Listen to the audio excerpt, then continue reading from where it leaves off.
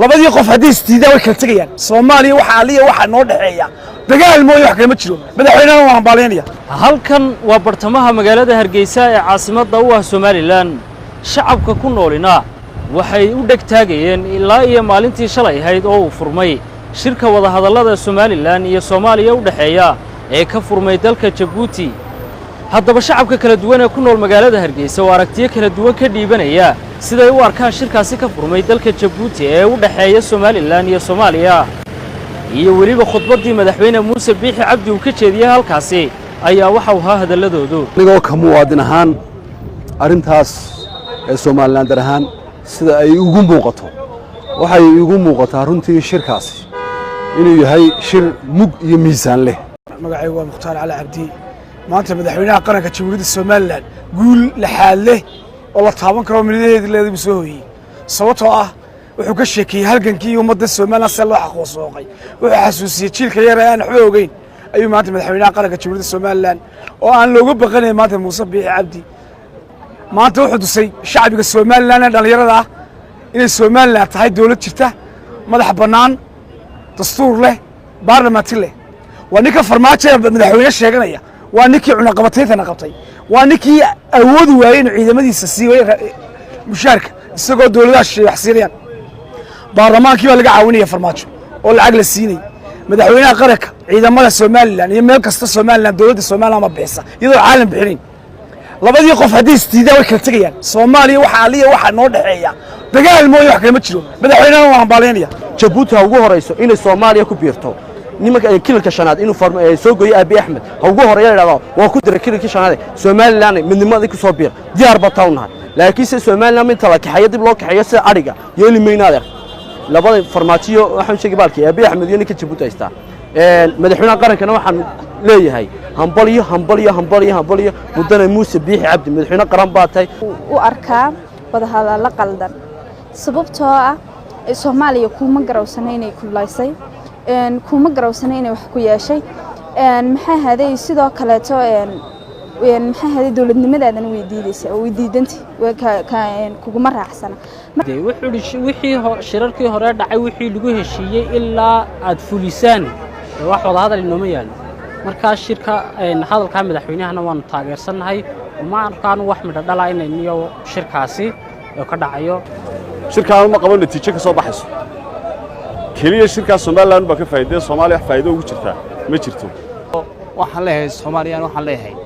say Ingiriiska iyo Mareykanka u kala bixin markaas ay u kala bixin laba dawlad oo yihiin waa in Soomaaliya Somaliland aqoonsigeega barta kaga dhawaaqdaan Cabdirasaaq Khaliif gudoomiye ku-xigeenka koowaad ee xisbiga mucaaradka ah ee wadani oo kulan warbaahineed ku qabtay gudaha magaalada Hargeysa ayaa waxa uu faahfaahin ka bixiyay kulan dhex maray xisbiyada mucaaradka ah iyo xukuumadda Somaliland oo uu shir gudoominayay madaxweynaha Somaliland Muuse Biixi Cabdi kaasoo lagaga hadlayay shir uu sheegay in maalinta bariya uu dalka Djibouti uga furmi doono Somaliland iyo Soomaaliya kaasoo la xiriira wada hadalladii muddada soo taxnaa waxaana shirkaasi sida uu sheegay dawladda dalka Mareykanka waxaana la filayaa in maalinta bariya 6 xubnood oo uu hogaaminayo madaxweynaha Somaliland Muuse Biixi Cabdi ay ka dhoofaan magaalada Hargeysa isla markaasina ay tagaan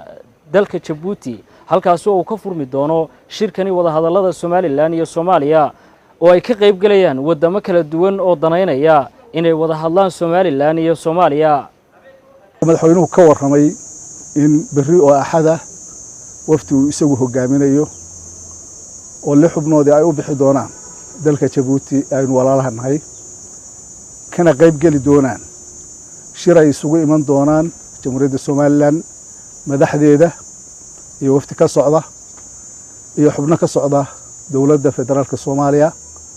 shirkaas oo uu qabtay dawladda Mareykanka ay qabatay ayna gogasho dhigtay dawladda Djibouti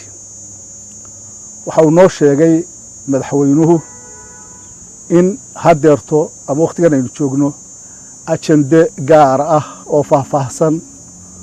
oo uu bixinayo ama uu hayaa aanay jirin kaliya loogu yeedhay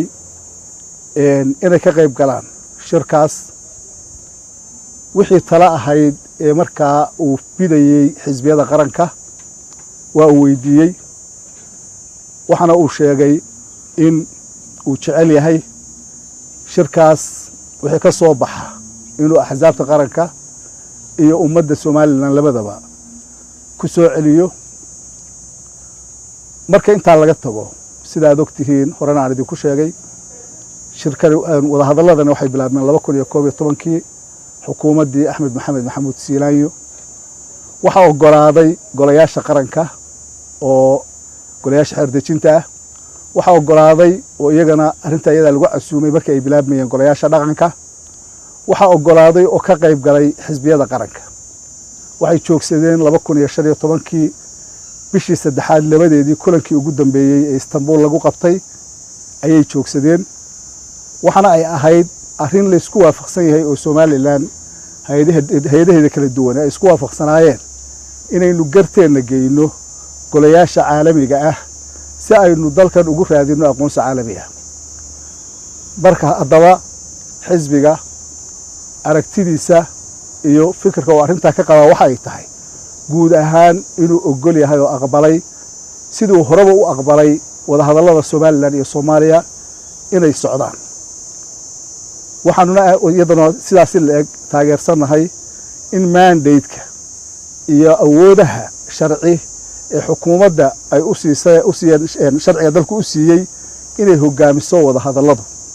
haddii ay u baahato ama ha noqoto axsaab qaran ama ha noqoto golayaal qaranna cidii ay u baahatana ayadu xaq u leedahay cidii ay talada dalka uga maarmi weydo ama qaybgalka shirarka ay uga maarmi weydo inay iyadu u yeedho oo annagu aanan ku haysan xisbi ahaan talada iyo hogaamintii ay xaq u lahayd waxaanu xisbi ahaan ku baaqaynaa xukuumaddu iyada oo ku dhaqmaysa ilaalinaysana xuduudaha sharci ee dastuurku siiyey inay ka qayb gasho shirkaas wax kasta oo ka soo baxaya shirkaasina ay u raacdo habraaca dastuurka iyo shuruucda dalku iyo awoodaha ay siinayaan xukuumadda wixii ka baxsan arrinta iyada ah xisbi ahaan xukuumadda kumana taageersanin kulamana soconno waxaanuna sugaynaa ka hor dhicimayna waqtiga ay soo baxaan ayaanu sugaynaa haddii ilaahay raalli ka noqdo arrinta iyada ah madaxweynaha hadda talada hayana waxaa laga sugayaa wixii dhiban ee qabyo ah inuu dhammaystiro oo ay ka mid tahay inuu dalkan u helo aqoonsi caalami ah waanuna ku taageersanay ka qaybgalka wada hadalladaas isagoo ilaalinaya xuduudaha sharci iyo awoodda uu dastuurku siiyey waa Idris Beershiya telefishinka Universal Hargeysa